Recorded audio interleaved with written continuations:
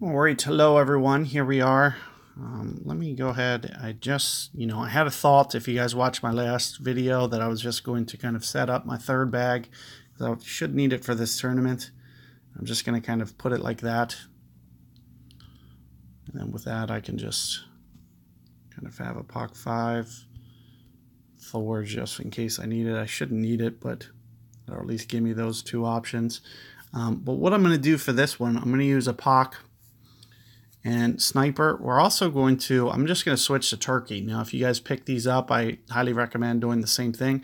Otherwise, you can just get away with Kingmakers as well. But I'm going to use a Turkey on this first one. And then the next time, I'll just go ahead and use a Kingmaker so you guys have both guides. What I recommend here, if you have a POC 5 or lower, probably just laying up. Another thing that you can do is you can try to bomb it. You can look at some of my old tutorials as well where I try to take it off kind of this spot of the fairway and hop it to this other fairway. I've done it quite a few tournaments. Probably the Voyager would be one to search for that shot. I'm pretty much going to bypass it for these guides. You're going to kind of know how to do it, and what's going to end up happening is you typically get up either into that fairway or, kind of on the rough edge. But what I ended up doing, even when I did those guides, is I ended up bypassing that shot altogether. And here's why. If you lay up here and you get your drive in perfect position, especially with a turkey ball, they set this wind up, and they did the same thing in the Voyager, to where you're just as likely to make it by putting on a strategic ball and getting that wind down. Here you can see I only have an 8.3. And if I can just curl it into this nice little gully up here, what's that, 2 backspin? I usually use sometimes, just a little bit of topspin. What I try to do is I try to land it a little bit more towards the center of the fairway. And I'm just going to, I'm going to power it, but not very much. So what that's going to do is it's going to allow me to have some pretty good control. Oh, I forgot that we're going to have to start scaling our curl. Let me just throw my curling grid line on just so I can get kind of an idea. I'm only going to use about half, and you can see what I'm doing with power as well. It's very, very little power.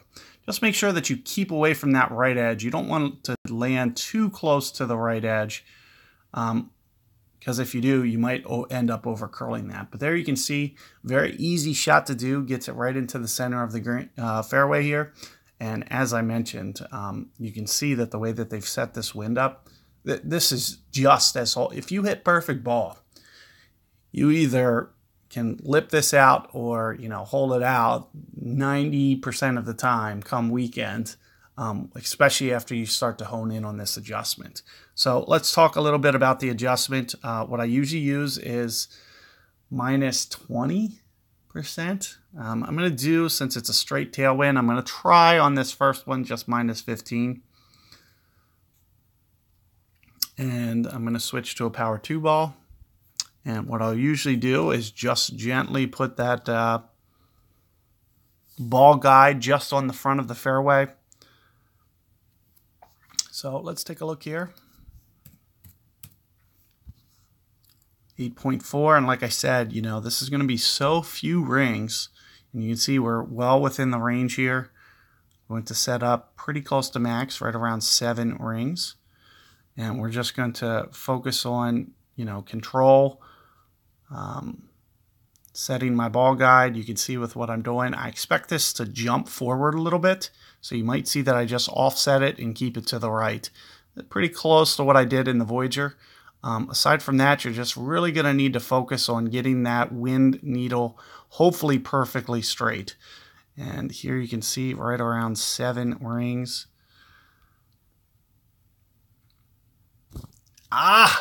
So I missed my perfect. It's going to take me out of the shot. However, as I mentioned, and here you can see with the speed, as I mentioned, it just comes in perfect. Keeping the ball guide just short and just right. That's very similar to what I did in the Voyager. And yeah, I'm telling you, you hit perfect ball there with that shot. Even if you have to play it with Kingmakers, it's going to be very, very easy for you to, pick up a stroke and be able to get that albatross there. So good luck with that 9th hole, guys. Do pay attention to that curl as well that I used. So you can see with what I did on the screen and with my curling grid lines in there, it's going to help you get consistent and be able to make sure that you easily, time and time again, are putting the same amount of curl, similar amount of power. Keep in mind, the way that you're going to have to power is going to be a little bit different. If I switch to Kingmaker, the ball's going to already have more power. I probably wouldn't even need to go into any power. You could probably just hit with no power and just kind of change your aim just a little bit and kind of hit similar curl. So that's what I'll do on my next playthrough. Good luck with that hole, guys, and I'll catch you guys for the revisions coming up.